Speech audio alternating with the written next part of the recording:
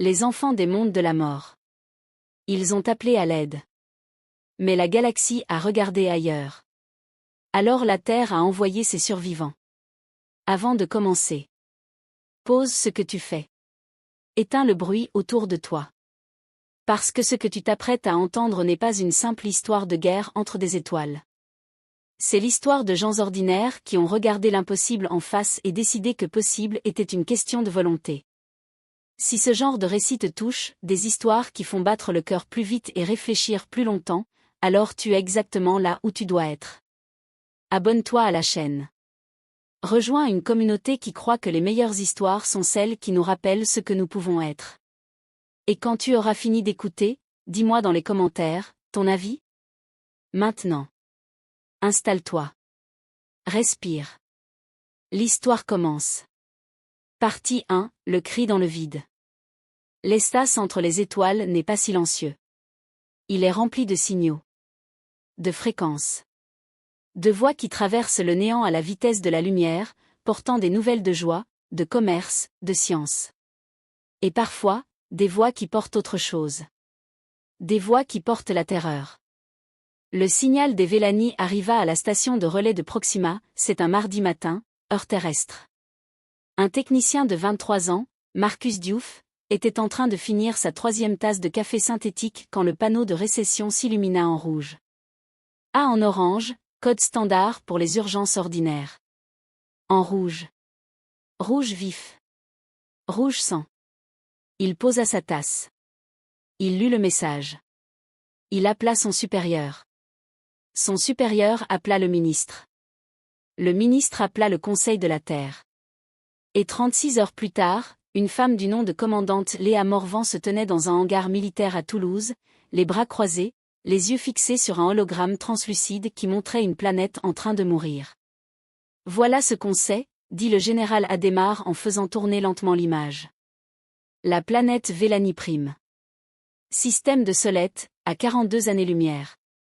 Les Vellani sont là depuis environ 4000 ans. Civilisation pacifique, hautement développée sur le plan culturel et médical. Aucune armée. Aucun arsenal. Ils n'ont jamais eu à en avoir un. Jusqu'à maintenant, dit Léa. Jusqu'à maintenant, confirma Théil.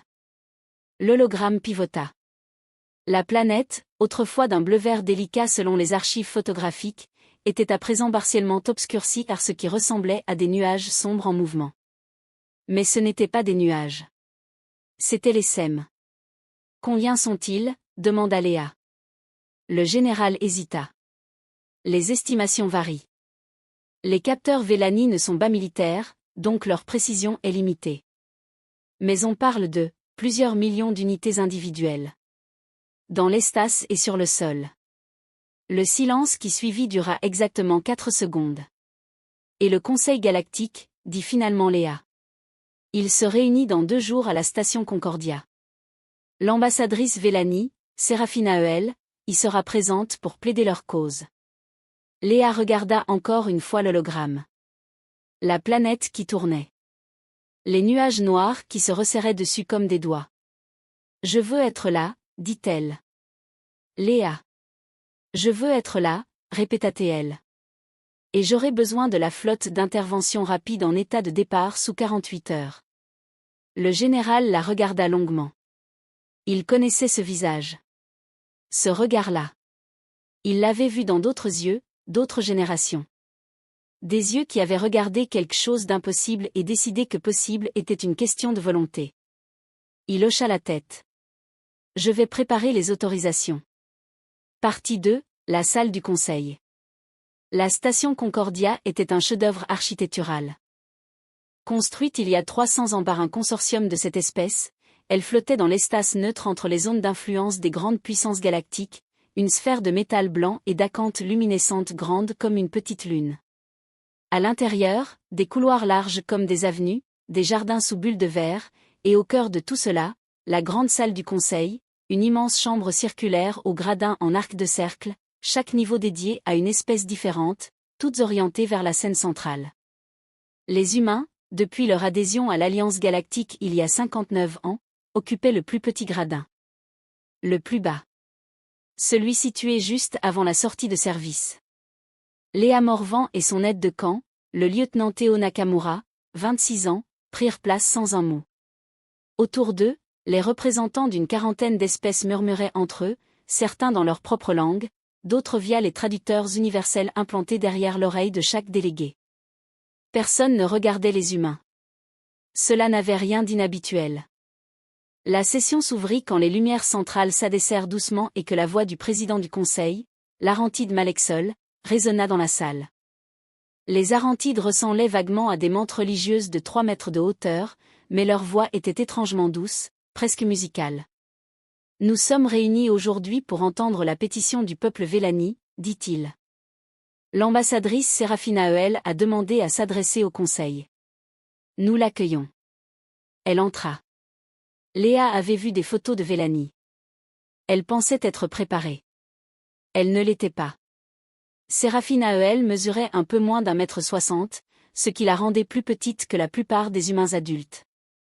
Sa morphologie était humanoïde dans les grandes lignes, 2 jambes, 2 bras, une tête, mais sa peau avait la texture et la couleur d'une opale vivante, blanc nacré avec des reflets violets et bleus qui ondulaient légèrement à chaque émotion, comme si ses sentiments s'imprimaient directement sur son corps. Ses yeux étaient d'un violet profond, presque noir. Ses mains, à 6 doigts longs et fins, tremblaient légèrement alors qu'elle s'avançait vers le pupitre central. Elle ne tremblait pas de peur. Elle tremblait de retenue. De l'effort colossal que cela lui coûtait de rester digne alors que son monde était en train de mourir.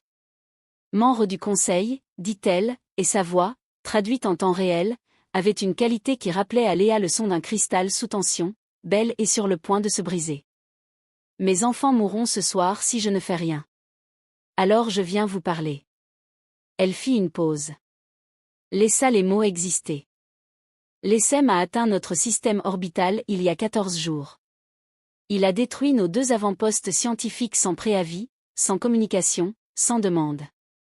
Simplement, détruit. Puis il a commencé sa descente vers Vélani Prime. Nous avons tenté de communiquer. Nous avons envoyé des signaux mathématiques, musicaux, biologiques. Aucune réponse. Aucune négociation possible. Sa peau ondula de violet foncé. Nous sommes 4 milliards sur Vélani Prime. Nous n'avons pas d'armée. Nous n'avons jamais eu besoin d'en avoir une parce que nous avons toujours cru que la galaxie était un lieu de dialogue. Nous avons consacré 1000 ans à la médecine, à l'art, à la philosophie. Nous avons guéri des maladies qui tuaient d'autres espèces. Nous avons partagé nos connaissances sans condition. Elle leva les yeux vers les gradins supérieurs, vers les grandes espèces militarisées, les Arantides, les Corvates massifs, les Siltiens. Nous vous demandons maintenant de nous aider. Non pas parce que nous vous le devons. Non pas par traité. Mais parce que c'est juste. Parce que 4 milliards de vies valent quelque chose dans cette galaxie. Il y eut un long silence. Puis Malexol prit la parole, avec toute la délicatesse diplomatique d'un homme qui sait très bien ce qu'il va dire et qui espère que les mots choisis feront moins mal que la vérité. Ambassadrice, le Conseil a examiné la situation Vélani avec toute l'attention qu'elle mérite. Notre compassion pour votre peuple est sincère et profonde. Cependant. Ce mot-là, Léa le connaissait. Elle l'avait entendu dans combien de salles comme celle-ci, dans combien de langues différentes. Ce mot qui ne voulait dire qu'une seule chose, non. La nature de l'ESEM rend toute intervention directe extrêmement risquée pour nos propres populations. Nos analyses indiquent que l'ESEM, s'il est provoqué, pourrait rediriger une partie de ses forces vers les systèmes qui l'attaquent. Nous ne pouvons, en conscience, exposer nos propres mondes à cette menace pour nous sauver, dit Sérafina Heuel. Elle ne cria pas.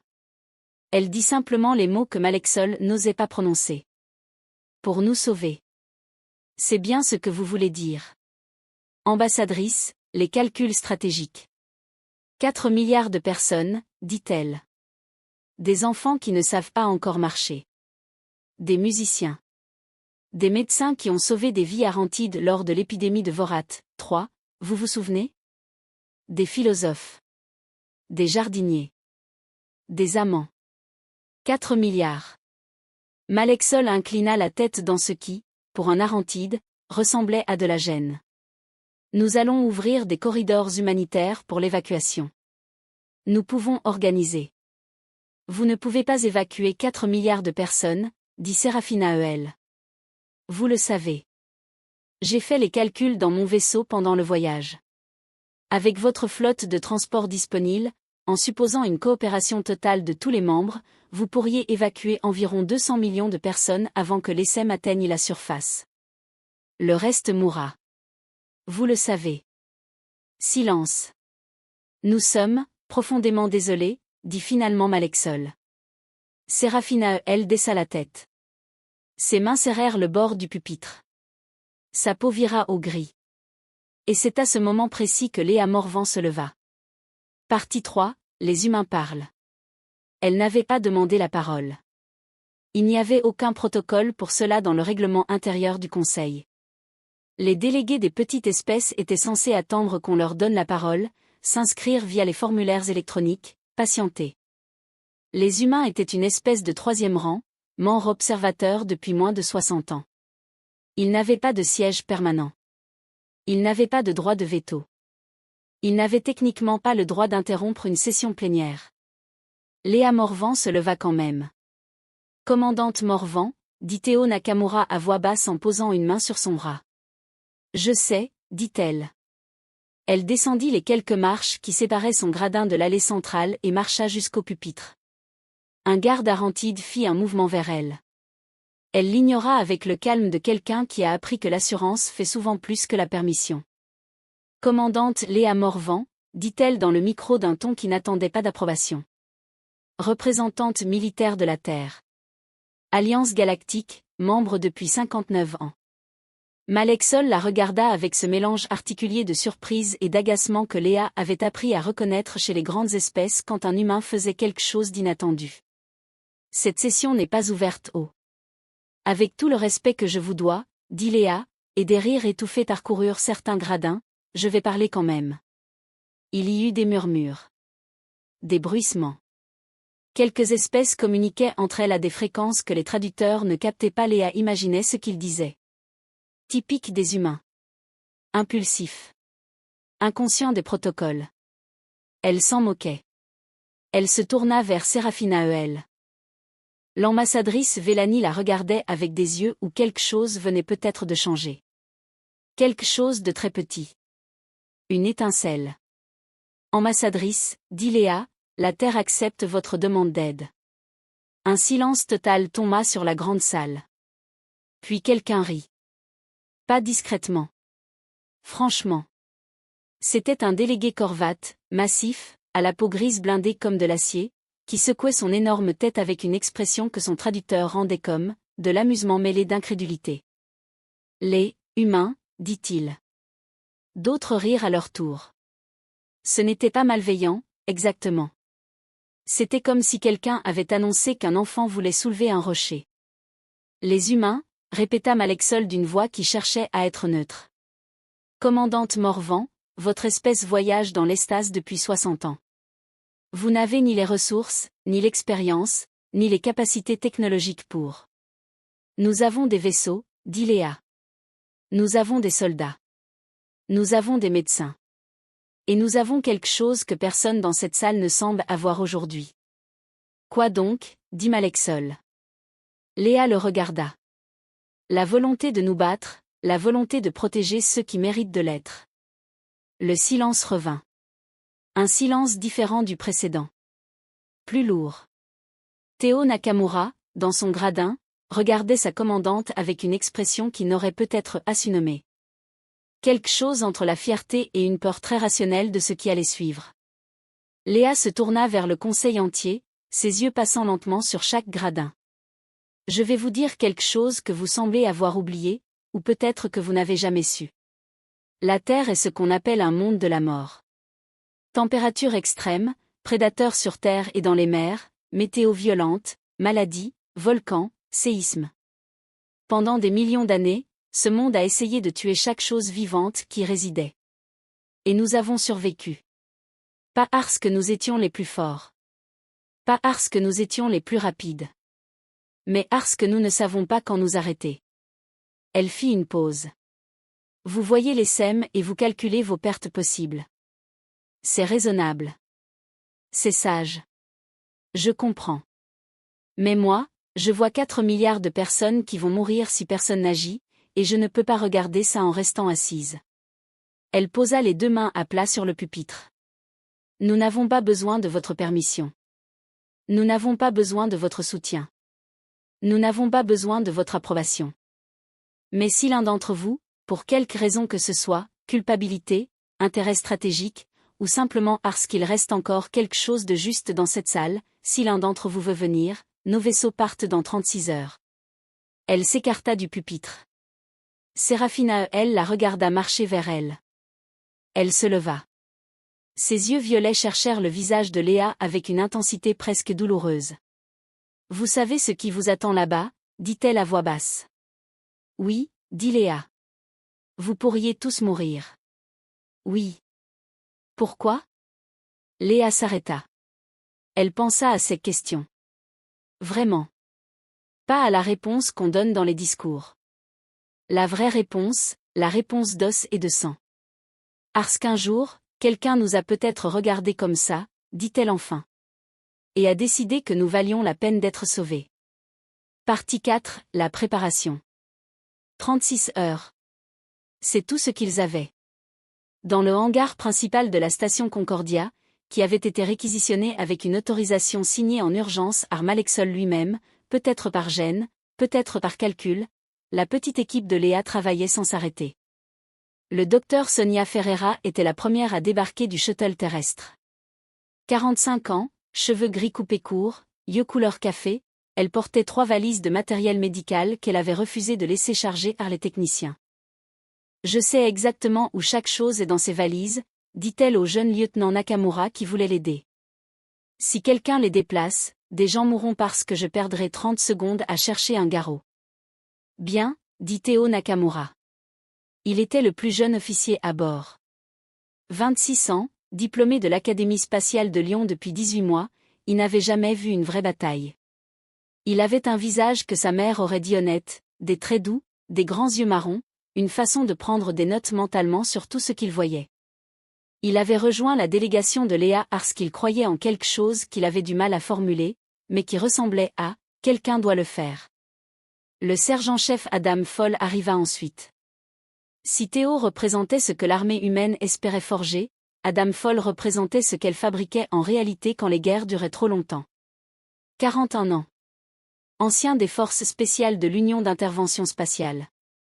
3 campagnes, 2 planètes, une cicatrice qui courait de son oreille droite jusqu'à sa mâchoire, souvenir d'un éclat de métal sur Io Delta. Il ne souriait pas souvent. Quand il souriait, c'était le signe que quelque chose d'intéressant était sur le point de se passer. Il sourit en regardant les données tactiques sur les SEM. Insectoïdes, dit-il. Bien. Je déteste les insectoïdes.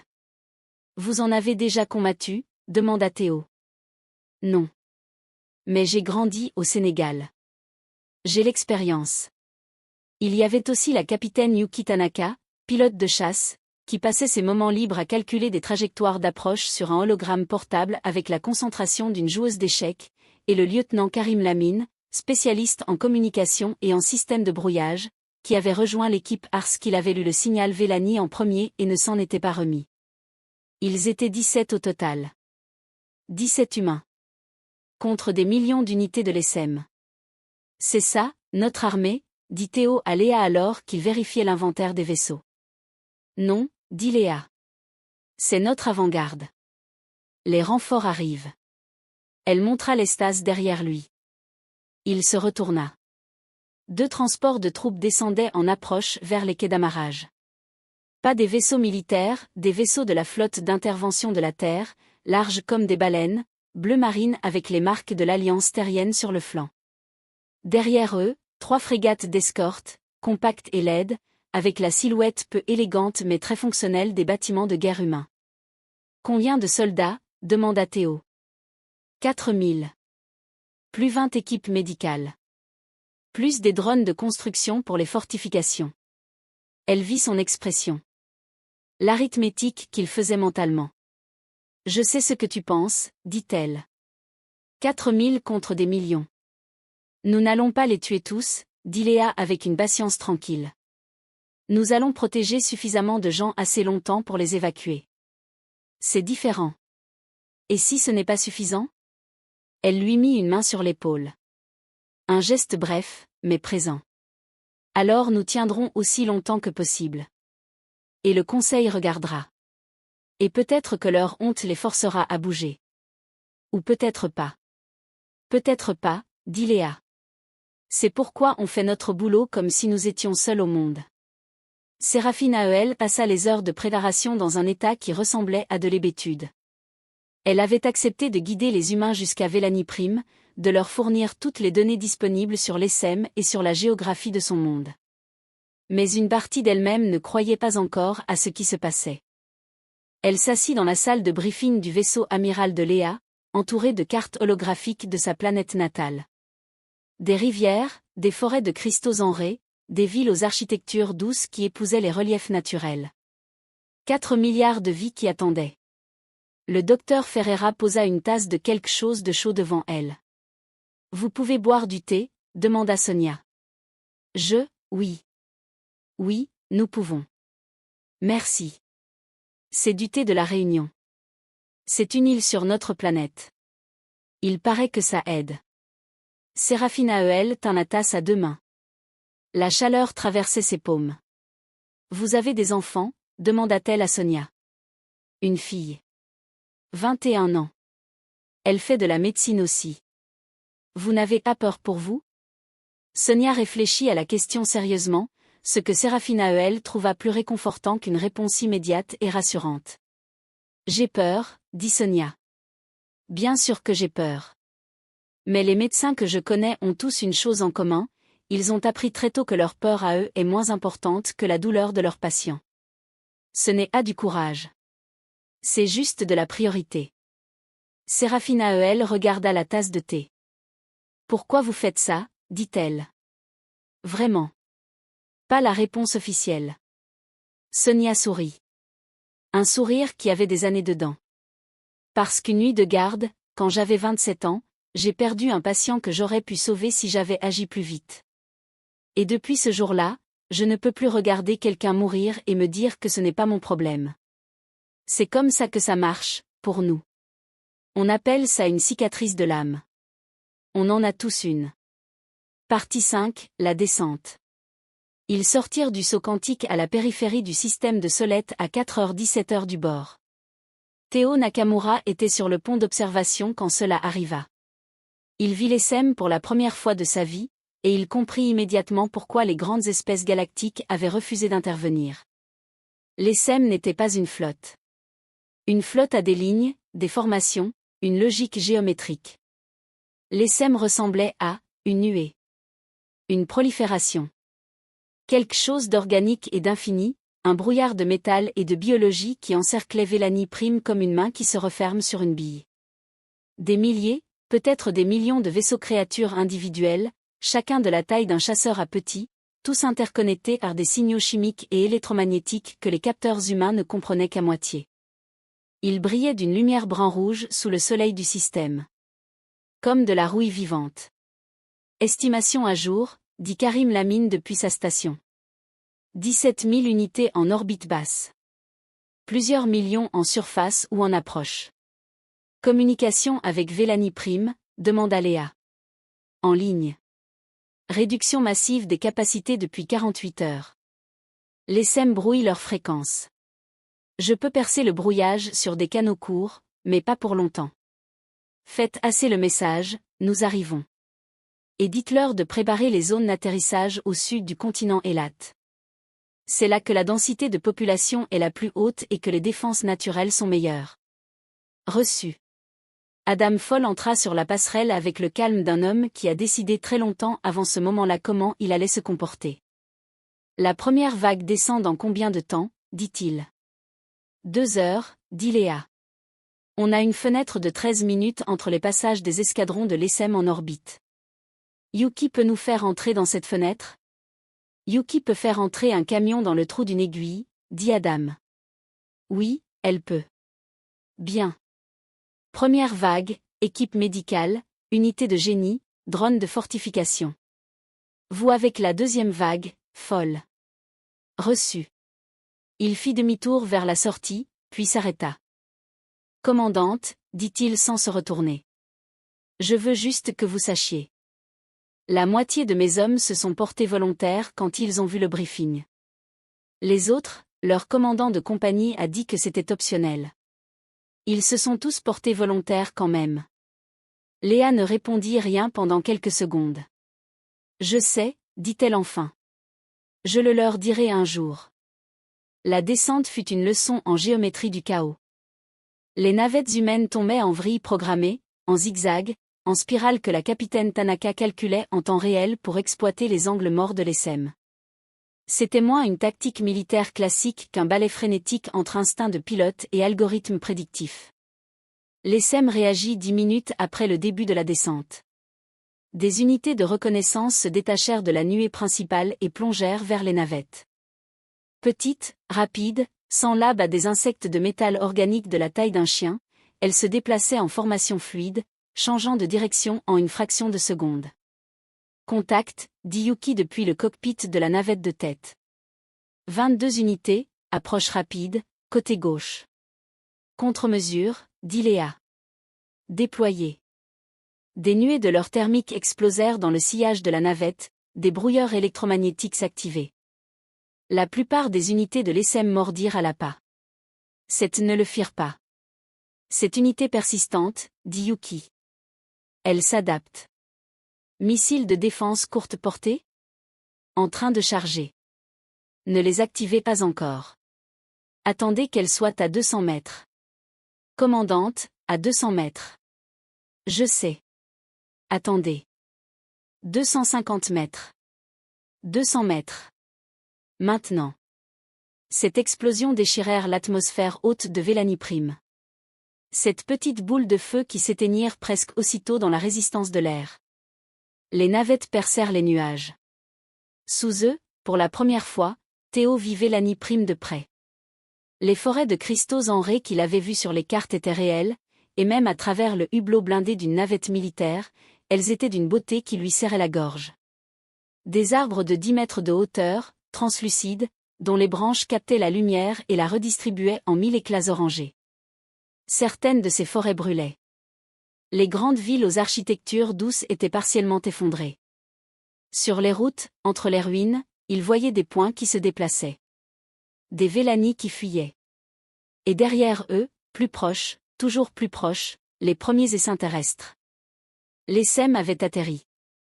La guerre avait commencé. Par ici, combat dans les ruines. La zone de débarquement que les humains avaient choisie était une plaine à l'ouest de la grande ville d'Ael Sora, qui avait abrité 50 millions de Vélani avant le début de l'invasion. Maintenant, elle était évacuée à moitié, les habitants massés dans les quartiers souterrains que les ingénieurs Vélani avaient transformés en abris. Les drones de construction humains commencèrent leur travail dans les 30 premières minutes. Des murs de champs de force émergèrent en grille. Des postes de tir furent creusés dans le sol friable. Des barrières physiques, métal sur métal, créèrent des corridors de retraite calculés jusqu'à la milliseconde près. Et les médecins installèrent leurs stations partout où il y avait assez d'espace. Sonia Ferreira vit les premiers blessés arriver 1 heure après l'atterrissage. Des Vélani dont la peau avait perdu ses nuances lumineuses, pâles et grises comme de la pierre, portant des blessures qu'elle n'avait encore jamais vues, des lacérations profondes, des brûlures chimiques causées par le venin de l'ESM, des fractures multiples. Elle n'hésita pas une seconde. Table, lumière, plasma sanguin de substitution, commença-t-elle à appeler ses assistants. La biologie Vélani est dans la base de données, on l'a reçue pendant le voyage, je veux tout le monde familiarisé avec ça avant ce soir. Comment vous distinguez les artères des veines chez eux? Demanda un jeune médecin militaire, visiblement dépassé. Par la couleur, dit Sonia sans s'arrêter. Chez eux, les artères sont violettes et les veines sont bleu pâle. Mémorisez ça. Ça peut vous sauver un patient. À l'extérieur du périmètre médical, l'ESM arrivait. Adam Foll vit la première vague depuis son poste d'observation avancé, à 300 mètres de la ligne de défense principale. L'ESM terrestre était différent de ses unités spatiales. Plus grand. plus lourds.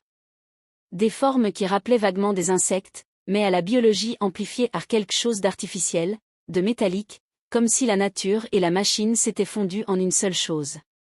Certaines unités mesuraient 2 mètres, certaines 3. Elles se déplaçaient vite, très vite, dans cette façon caractéristique des insectes de ne jamais sembler hésiter, d'avancer avec la certitude pure d'une chose qui n'a pas de peur et pas de doute. Distance, dit-il dans son casque.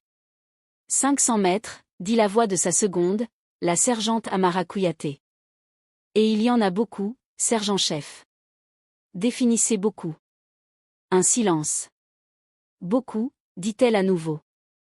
Bien. Position défensive. Armes actives. On ne tire pas avant 80 mètres. On les laisse venir. 80 mètres, c'est très. Je sais ce que c'est, dit Adam. 80 mètres. Ils voyaient leurs yeux maintenant. Les SEM n'avaient pas d'yeux individuels, exactement, des capteurs qui parsemaient leur tête comme des facettes de verre sombre. Mais il y avait dans leur façon de se déplacer quelque chose qui ressemblait à de la concentration, à de la cible. Ils avaient ciblé le périmètre humain. 90 mètres. 85. Feu, dit Adam. Le mur de son qui suivit fut comme une explosion longue et continue. Les armes à plasma humaines, moins élégantes que celles de certaines grandes espèces, mais fiables, chaudes, et produites en quantité, ouvrirent un couloir de destruction dans la vague avancée de l'ESM. Des corps tombèrent. Des unités explosèrent dans des geysers d'acide et de matière biologique. Le sol devant la ligne de défense devint en quelques minutes un charnier d'une complexité horrible. L'ESM ne s'arrêta pas. Deuxième vague, dit quelqu'un dans les communications. Je vois, dit Adam. Il venait de partout maintenant. Pas seulement de face. Des flancs. Il y en avait qui creusaient sous les murs de champs de force, qui trouvaient les angles, qui s'adaptaient à la géographie du terrain plus vite qu'aucun ennemi humain qu'Adam avait jamais affronté. Repli sur position 2, dit-il. Maintenant. Groupe de 8, couvrez vos arrières. Théo Nakamura entendit l'ordre depuis la position de commandement avancée. Il avait une carabine à plasma dans les mains, ce qui était en soi quelque chose qu'il n'aurait pas anticipé à Lyon lors de ses études. Il n'était pas combattant de première ligne, mais les positions de commandement avancées, quand les lignes se replièrent, devenaient rapidement des positions de première ligne. Une unité de l'ESM franchit un mur de force. Théo tira. Il la manqua. Il tira encore. La toucha. Elle tomba, se releva, il tira une troisième fois, et cette fois elle ne se releva plus. Ses mains tremblaient légèrement. Il respira. Il se déplaça vers la position suivante. Voilà, pensa-t-il avec une clarté surprenante. Voilà ce que c'est. Il y avait eu une version de lui-même, il y a encore 3 jours, qui avait imaginé la guerre comme quelque chose de grand et de narratif. Il comprenait maintenant que c'était une suite de moments très petits et très concrets, où l'espace entre la vie et la mort était de l'épaisseur d'une décision. Il se déplaça. Il survécut. Pendant 18 heures, les lignes humaines tinrent. Pas facilement. Pas sans coup. Au coucher du soleil de Vélanie Prime, qui teintait le ciel d'un rose orangé cruel dans sa beauté, Adam Foll compta ses pertes dans sa tête avec la précision d'un comptable qui a besoin de savoir exactement où il en est. 23 morts. 78 blessés, dont 32 en état grave dans les stations médicales de Sonia Ferreira. Mais ils avaient tenu. Et pendant ces 18 heures, les équipes d'évacuation Vélanie avaient déplacé 11 millions de personnes vers les vaisseaux de transport humain en orbite basse. 11 millions en 18 heures. C'était beaucoup. Mais ce n'était pas assez. Il en restait encore 3,89 milliards. Partie 7, le tournant.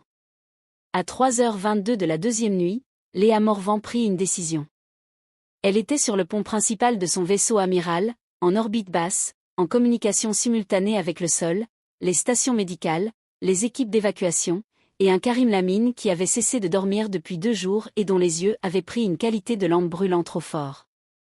Analyse de l'ESM, dit-elle. Il s'adapte à nos tactiques en surface, dit Karim. Chaque fois que nos unités font quelque chose de nouveau, elles enregistrent, elles transmettent au groupe, et dans l'heure qui suit, toute la nuée terrestre ajuste. C'est une intelligence collective d'une vitesse que je n'avais pas anticipée. Ils ont un cœur? Karim la regarda. Pardon? Une unité centrale. Un nœud de commandement. Les insectes sociaux sur Terre ont une reine. L'ESM a-t-il un équivalent? Les données Vellani suggèrent qu'il y a un signal de cohérence qui émane des plus grosses unités en orbite.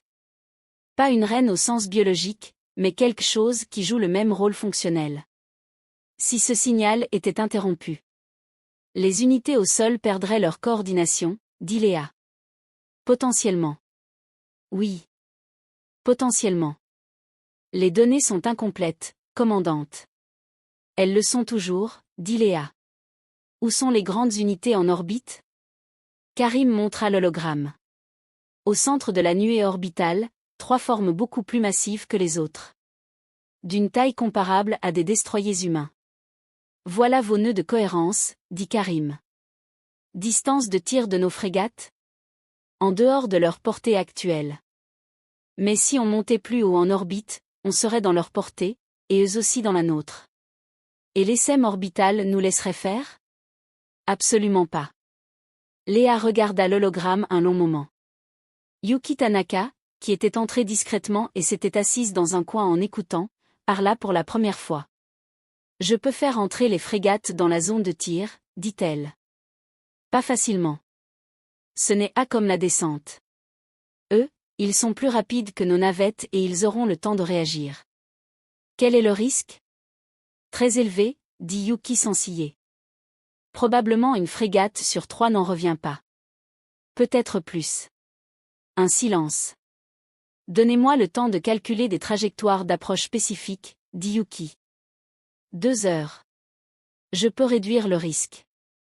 Pas l'éliminer. Le réduire. Vous avez 2 heures, dit Léa. Elle se tourna vers le hublot.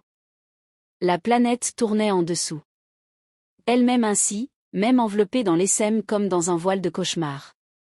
Karim, dit-elle. Commandante? Envoyez un message au conseil. Pas une demande. Juste un rapport de situation. Ce que nous faisons. Ce que nous avons accompli. Ce que nous nous apprêtons à faire. Vous voulez qu'il voie?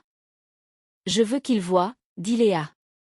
2h11 plus tard, les 3 frégates humaines, l'Annapurna, l'Ayane et le Téméraire, montèrent en orbite haute. L'ESM les vit venir. Des milliers d'unités se détachèrent de la nuée pour intercepter. Ce qui suivit fut ce que les analystes militaires allaient plus tard appeler, dans leurs rapports froids et documentaires, une séquence d'engagement à haut risque. Ce que les pilotes et les équipages vécurent était plus simple à décrire, la terreur pure, le bruit, la lumière, et la nécessité absolue de continuer à fonctionner malgré tout cela. L'Annapurna perdit son moteur bâbord à la 3e minute. Elle continua. Le Téméraire prit un impact direct sur sa tourelle avant. Elle continua. L'Ayane était le vaisseau de Yuki Tanaka.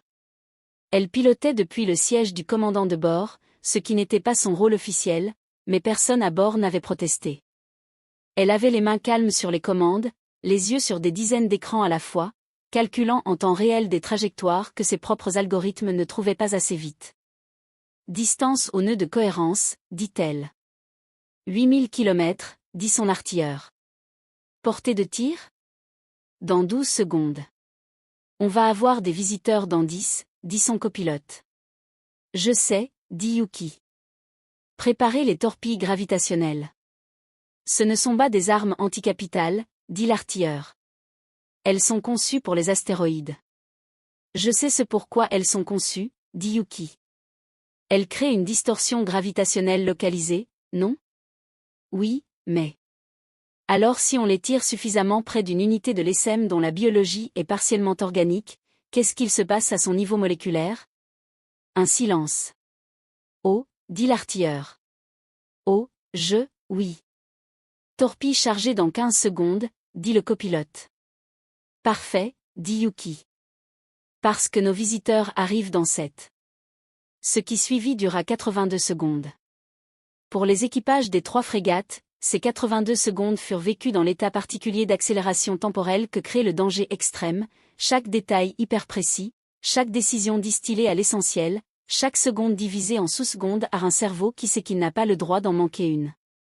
Les torpilles gravitationnelles furent tirées vers les 3 nœuds de cohérence de l'ESM. L'Annapurna fut détruite à la 67e seconde. Son équipage de 112 personnes périt. Le capitaine Marek Nova, selon les enregistrements récupérés plus tard, dit simplement « Torpille larguée, bonne chance avant l'impact ». Les torpilles frappèrent les nœuds de cohérence. Les nœuds de cohérence, chacun une masse de biologie et de métal interconnectés, chacun une intelligence distribuée qui coordonnait des millions d'unités, furent soumis à une distorsion gravitationnelle pour laquelle leur physiologie n'avait aucune réponse évolutive. Leurs structures internes se décomposèrent. Pas en une explosion visible et propre, mais d'une façon lente et totale, comme quelque chose qui se désintègre depuis l'intérieur. Et à la surface de Vélanie Prime, la première vague de l'ESM terrestre s'arrêta. Immobile. Puis incohérente. Adam Foll, depuis sa position au sol, vit des unités qui chargeaient soudain tourner en rond. Des formations qui s'effondrent. Des escadrons qui se heurtent les uns aux autres sans logique exposant comme des feux d'artifice. Qu'est-ce qu'il se passe, dit la sergente Kouyaté. Je crois, dit Adam lentement, que nous venons de faire quelque chose que personne n'avait fait à l'ESM auparavant. Quoi? Lui faire peur. Partie 8, le bilan. La fenêtre dura 19 heures. 19 heures pendant lesquelles l'ESM, désorienté, incohérent, se réorganisa lentement autour de nouveaux nœuds en formation. Il avait perdu des centaines de milliers, mais quelques millions restaient. 19 heures pendant lesquelles les vaisseaux de transport humains tournèrent en boucle entre Vélanie Prime et les stations d'accueil dans les systèmes voisins, jusqu'à l'épuisement de leurs équipages. En 19 heures, 280 millions de Vélanie supplémentaires furent évacués. Ce n'était toujours pas assez. Léa Morvan, dans son vaisseau amiral endommagé, regardait les chiffres. Elle avait les traits tirés d'une personne qui n'a pas dormi depuis 72 heures et qui a pris la décision de ne pas se permettre d'y penser. Combien on peut encore évacuer avant que l'ESM reprenne sa cohérence, dit-elle. Avec nos ressources actuelles, dit Karim, environ 150 millions de plus. Ensuite nos vaisseaux seront à capacité maximale, les équipages seront en état d'épuisement critique, et l'ESM sera réorganisé. 3 milliards 600 millions. Environ, oui. Elle resta silencieuse un moment. Le Conseil galactique a répondu à notre rapport de situation? Un message de Malexol. Bref. Il dit que le Conseil prend note avec intérêt de nos actions et délibère sur une possible révision de sa position. Léa ferma les yeux pendant exactement 3 secondes. Délibère. Oui. Karim, renvoyez-leur nos chiffres en temps réel. Nombre de personnes évacuées, nombre de personnes qui restent, temps estimé avant réorganisation complète de l'ESM. Envoyez-leur aussi les données sur les nœuds de cohérence. Montrez-leur que c'est vulnérable. Que c'est attaquable. Et s'il ne bouge à quand même? Léa ouvrit les yeux. Alors on continue jusqu'à ce qu'on ne puisse plus. C'est tout ce qu'on peut faire. Théo Nakamura trouva Serafina Eul sur le pont d'observation au bout de sa nuit de veille. L'ambassadrice était debout devant le hublot principal, regardant sa planète. Sa peau pulsait doucement d'une lumière bleue très pâle, comme une lampe presque éteinte. Elle va survivre, dit Serafina Eul sans se retourner. Théo s'arrêta à côté d'elle. Il regarda Vélanie Prime. La nuée de l'ESM avait régressé dans certaines zones. Dans d'autres, elle tenait encore. Je ne sais pas, dit-il honnêtement. Votre honnêteté est difficile, dit Serafina Eul. Et en même temps, c'est la seule chose ici que je crois vraiment. Il y eut un silence entre eux, confortable malgré tout, le silence de 2 personnes qui regardent la même chose et n'ont pas besoin de le remplir de mots. Votre commandante, dit l'ambassadrice. Elle sait qu'elle ne peut peut-être pas vous ramener tous sains et saufs. Oui, dit Théo. Et elle l'a quand même décidé. Oui. Chez nous, aucun leader ne pourrait prendre une telle décision. Envoyer des gens vers une mort probable. Ce serait considéré comme une trahison. Chez nous aussi, dit Théo. En théorie. Et en pratique? Théo réfléchit. En pratique, on a des gens qui décident d'aller quand même quand c'est probable qu'ils ne reviennent pas. Parce qu'ils ont décidé que certaines choses valent ça. Ce n'est pas la commandante qui décide pour eux. Adam Foll s'est porté volontaire. Les équipages de l'Annapurna étaient des volontaires. La capitaine Tanaka était volontaire. Sa voix s'accrocha légèrement sur l'Annapurna. Il s'en rendit compte. Vous les connaissiez, dit Serafina Heuel. Pas personnellement. Mais ils étaient là pendant le briefing. J'ai vu leurs visages. Des visages, ordinaires. Qui lisaient des rapports tactiques. Qui buvaient du café. Qui existaient normalement. Il s'arrêta.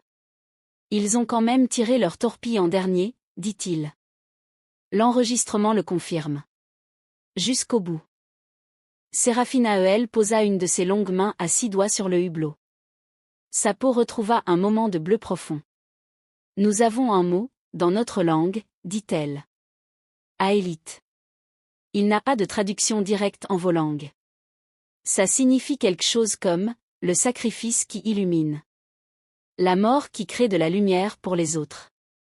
C'est le plus grand honneur qu'on puisse conférer à quelqu'un. Aélite, répéta Théo. Oui. Les 112 de votre vaisseau. Ils sont Aélite. Partie 9, retour au Conseil. 3 semaines après la bataille de Vélani Prime, Serafina Heuel se présenta une seconde fois devant le Grand Conseil. Cette fois, elle n'était pas seule. Léa Morvan marchait à sa gauche. Adam Foll à sa droite. Derrière eux, une petite délégation de soldats humains en uniforme, certains avec des bandages encore visibles, tous avec ce quelque chose dans les yeux que la guerre laisse et qui ne part jamais vraiment. Serafina Heuel prit le pupitre. Sa peau était d'une opale lumineuse, vive, intense. Différente de la femme grise qui s'était tenue là quelques semaines auparavant. Membre du conseil, dit-elle. Je suis revenue vous faire un rapport. La situation sur Vélani Prime a changé. Voici les chiffres. Elle fit apparaître les hologrammes. Au total, 390 millions de mes concitoyens ont été évacués par les forces humaines. Ce sont 390 millions de personnes vivantes qui n'existeraient plus sans leur intervention. Les forces humaines ont neutralisé 3 nœuds de cohérence de l'ESM, provoquant sa désorganisation pendant 19 heures. Elles ont tenu des lignes défensives pendant 72 heures continues contre une force supérieure en nombre de manière incommensurable. Elle s'arrêta. En échange de cela, elles ont perdu 164 soldats, dont les 112 membres de l'équipage du vaisseau Annapurna. 78 blessés, dont 42 portent des séquelles permanentes. La salle était silencieuse. Les Vélani qui restent sur la planète, dit-elle, environ 3,6 milliards, vivent encore sous la menace de l'ESM. L'évacuation complète est impossible avec les ressources humaines seules. L'ESM s'est réorganisé. Il va reprendre. Nous avons besoin d'aide. Elle leva les yeux vers les gradins. Mais cette fois, je ne vous demande pas. Je vous informe que l'humanité va continuer à intervenir. Je vous informe également que pendant ces 3 semaines, pendant que vous délibériez, des gens ordinaires venus d'une planète qui n'a rejoint votre alliance que depuis 60 ont fait ce que vous n'avez pas voulu faire. Et ils l'ont fait sans vous demander d'autorisation, sans en tirer de gloire politique, et sans calculer si c'était dans leur intérêt. Un silence. Ce que je vous demande, dit Serafina Heuel, c'est de regarder vos calculs. Regardez ce que possible signifie quand quelqu'un a la volonté de le faire. Et demandez-vous ce que vous voulez être dans l'histoire que la galaxie racontera dans 1000 ans. Elle s'écarta. Ce fut Malexol qui parla en premier. Sa voix avait quelque chose de différent. Quelque chose de plus difficile à définir qu'une simple politique. Commandante Morvan, dit-il. Le Conseil a voté hier soir en session extraordinaire. La motion est passée à 37 voix pour, 4 contre. Nous allons rejoindre l'intervention sur Vélani Prime. Léa hocha la tête. Elle ne sourit pas. Ce n'était pas un moment de triomphe. C'était trop tard pour le triomphe. Je veux établir quelque chose clairement, dit-elle. Si nous intervenons ensemble, nous le faisons jusqu'au bout. Pas de retrait politique à mi-chemin. Pas de calcul stratégique qui abandonne des gens en cours de route. Si vous joignez cette mission, vous restez jusqu'à ce que le dernier Vélani qui peut être évacué soit en sécurité. C'est une condition très. C'est la condition. Elle n'est innégociable. Malek Sol la regarda pendant ce qui parut être un très long moment. Entendu, dit-il enfin. Partie dit, la grande évacuation. Ce qui suivit prit 4 mois. 4 mois pendant lesquels la plus grande opération d'évacuation de l'histoire galactique connue fut menée sur Vélani Prime. La flotte combinée, humaine, arantide, corvatène, siletienne, et de 7 autres espèces qui avaient suivi, maintint les lignes de défense pendant que les transports tournaient jour et nuit. Les humains ne quittèrent pas le commandement des opérations au sol. Ce n'était pas une décision politique. C'était simplement pratique, personne d'autre ne savait comment faire ce qu'ils faisaient. Les Arantides avaient des forces militaires puissantes mais conçues pour des batailles spatiales conventionnelles. Les Corvates étaient formidables dans les assauts mais mal adaptés à la défense de longue durée. Les humains, eux, savaient creuser, tenir, reculer pour avancer, improviser sous pression d'une façon que personne n'avait vue en dehors de leur propre histoire. Adam Foll supervisa personnellement la formation des contingents alliés aux tactiques défensives humaines. Ce fut, selon ses propres mots dans son journal de bord, l'expérience la plus étrange de ma vie, et j'ai quand même survécu à Io Delta. Théo Nakamura fut promu capitaine au cours du 3e mois. Ce n'était pas une promotion qu'il avait cherchée. Elle arriva parce que son supérieur direct fut blessé et parce qu'il était là, présent, compétent, et incapable de ne pas prendre ses responsabilités. Il commanda son premier assaut de dégagement à l'aube du 80e jour, libérant un quartier résidentiel de la ville d'Ael Sora qui avait été isolé par l'ESM pendant 6 semaines. À l'intérieur, ils trouvèrent 80 000 Vélani. Vivants. Ils avaient survécu en se rationnant, en éteignant leur système d'énergie pour ne pas être détectés, en organisant leur propre système de soins dans les sous-sols. Quand les soldats humains et leurs alliés enfoncèrent les barricades, un vieux Vélani, sa peau était d'un blanc total, couleur de grand âge, s'avança vers Théo. Il posa sa main à 6 doigts sur la main humaine du jeune capitaine. Il dit quelque chose que le traducteur rendit comme « Nous espérions. Nous ne savions pas que c'était vous qui viendriez. Mais nous espérions que quelqu'un viendrait. » Théo ne dit rien. Il était incapable de parler pendant quelques secondes. Puis il dit « Il y a des médecins derrière nous. Et des transports. On vous ramène à la maison. » À la fin du 4e mois, les chiffres étaient les suivants.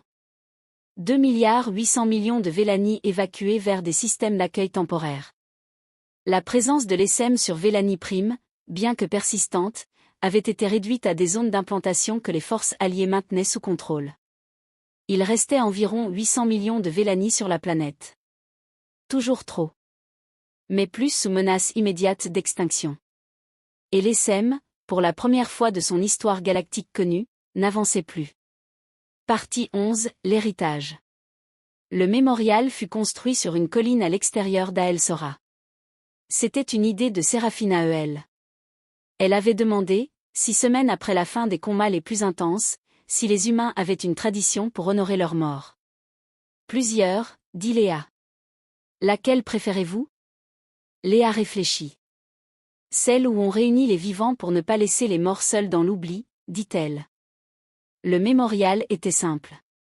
Une colline naturelle, l'herbe argentée de Vélani Prime qui poussait sur ses flancs, et au sommet, une dalle de cristal en raie, matériau Vélani, gravé de 164 noms humains.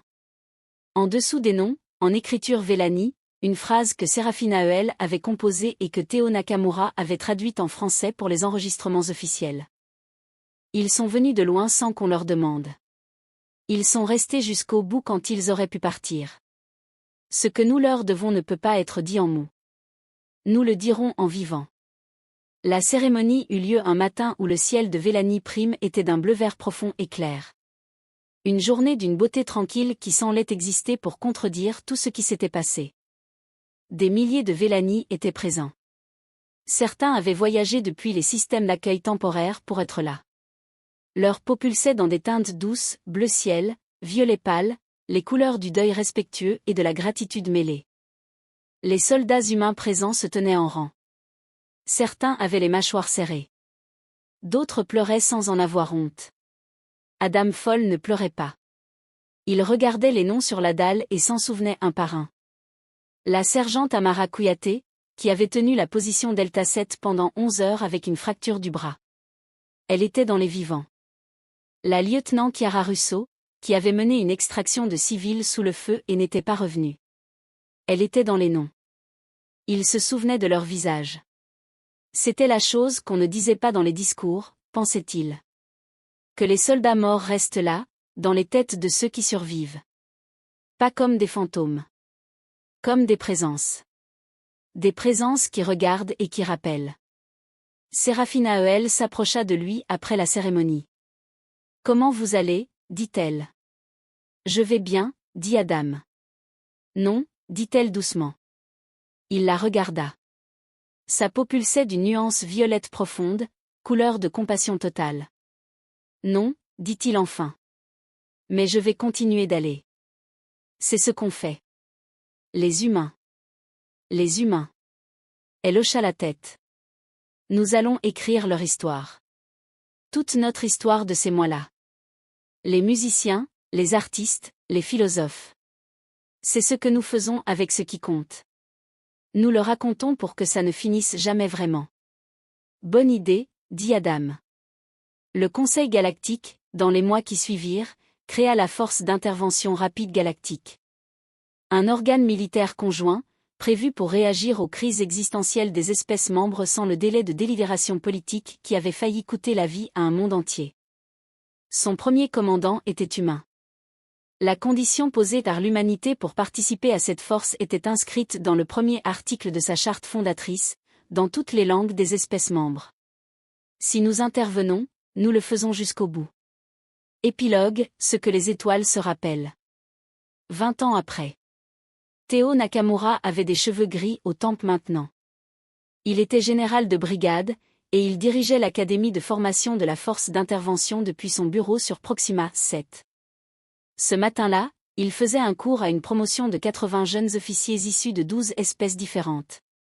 C'était la chose à laquelle il ne s'était jamais habitué, d'une façon agréable, des Sales ou des humains, des Arantides, des Vélani en reconstruction, des Siltiens et d'autres encore apprenaient ensemble ce que signifiait protéger. « Quelqu'un peut me dire, dit-il en regardant la salle, ce que signifie Aélite ?» Une jeune Vélani, sa peau d'une blancheur nacrée, ses yeux violets brillants, leva la main. « Le sacrifice qui illumine, dit-elle. La mort qui crée de la lumière pour les autres. » Exact. D'où vient ce mot dans son usage galactique moderne ? Un silence. Un jeune humain, 19 ans, cheveux courts, uniforme légèrement de travers, il avait toujours l'air d'avoir couru, leva la main prudemment. « Du mémorial de Vélani Prime, dit-il. L'ambassadrice Sérafina Heuel l'a appliqué à l'équipage de l'Annapurna pour la première fois dans un contexte interespèce. Exact. Et pourquoi est-ce que ça a changé la galaxie ? Le jeune humain réfléchit. Parce que, avant, chaque espèce avait son propre mot pour ça. Son propre concept. Mais le concept n'était pas partagé. L'idée que quelqu'un de ton espèce pouvait mourir pour protéger quelqu'un d'une autre espèce et que ça avait, de la valeur. Que ça méritait un nom. C'est quelque chose que les humains ont, montré en premier. Théo le regarda un moment. Pas en premier, dit-il. Il y a des histoires dans toutes les cultures de toutes les espèces de cette salle d'individus qui ont sacrifié quelque chose pour des inconnus. Ce n'était pas nouveau. Ce qui était nouveau, c'est que nous l'avons fait à grande échelle, entre espèces, sans traité, sans obligation, sans garantie de retour. Et que quand on nous a demandé pourquoi, nous n'avions pas de réponse parfaitement rationnelle à donner. Qu'est-ce qu'on répondait ? Demanda la jeune Vélani. Théo sourit. Parce que c'était juste. C'est tout. Parce que c'était juste. Sérafina Heuel vivait maintenant sur Vélani Prime restaurée. Pas dans les villes reconstruites, qui étaient d'elle et nouvelles et optimistes. Dans une petite maison au bord d'une forêt de cristaux enrayés qui avait survécu au combat, ces arbres translucides toujours debout, toujours captant la lumière, toujours redistribuant le monde en 1000 éclats orangés. Elle écrivait. Toujours. Elle avait passé 20 ans à écrire l'histoire de ce qui s'était passé, et elle ne la considérait toujours pas comme terminée. Peut-être qu'elle ne le serait jamais. Ce matin-là, elle avait reçu un message de Léa Morvan. La commandante était à la retraite depuis 2 ans, en bonne santé, vivant à Toulouse, travaillant comme conseillère auprès du gouvernement terrestre sur les questions d'engagement interplanétaire. Elle s'écrivait régulièrement. Séraphine, disait le message, ma petite fille m'a demandé hier pourquoi j'avais des médailles. J'ai essayé de le lui expliquer. À la fin, elle m'a demandé, tu as sauvé des gens? Je lui ai dit, nous avons essayé. Elle a réfléchi, puis elle a dit, c'est bien. Ça, c'est bien. 5 ans. Elles savent ce qui compte avant qu'on leur apprenne à douter. Séraphine elle lut le message plusieurs fois. Puis elle se leva et marcha jusqu'à sa fenêtre. Dehors, la forêt de cristaux captait le soleil du matin et transformait chaque rayon en quelque chose de plus riche, de plus complexe, de plus vivant. Elle pensa aux 164 noms sur la dalle. Elle pensait à eux souvent. Pas comme à des fantômes, mais comme à des présences. Elle pensa à Léa Morvan marchant vers un pupitre sans y avoir été invitée, avec dans les yeux cette chose particulière que les humains avaient, cette flamme qui refusait d'accepter l'inacceptable, et en disant « Nous y allons ». Elle pensa à Sonia Ferreira et son thé de la Réunion et ses mains qui ne translaient jamais. Elle pensa à Adam folle regardant les noms sur la dalle et continuant quand même. Elle pensa au jeune Théo qui lui avait dit « Il y a des médecins derrière nous, on vous ramène à la maison ». Puis elle s'assit à nouveau à son bureau et écrivit la phrase qu'elle avait retournée dans sa tête depuis 20 ans, la phrase qu'elle voulait que tout le monde comprenne, que les Vélani de demain lisent et sachent, que les enfants des autres espèces apprennent dans leurs histoires de la galaxie. Quand l'obscurité était totale et que la grande galaxie regardait ailleurs pour ne pas voir sa propre lâcheté, ils sont arrivés d'un monde de la mort avec leurs mains calleuses et leur cœur impossible. Ils ne savaient pas s'ils allaient gagner. Ils y sont allés quand même. Quand les enfants des mondes de la mort sont arrivés. L'espoir est arrivé avec eux. Fin. Ils ont appelé à l'aide. La galaxie a calculé le risque. La Terre a répondu, nous partons dans 36 heures. C'est ainsi que l'humanité est devenue autre chose qu'une espèce. Elle est devenue une promesse. Extrait des chroniques de Vélani Prime, par l'ambassadrice Séraphine 22 ans après l'intervention.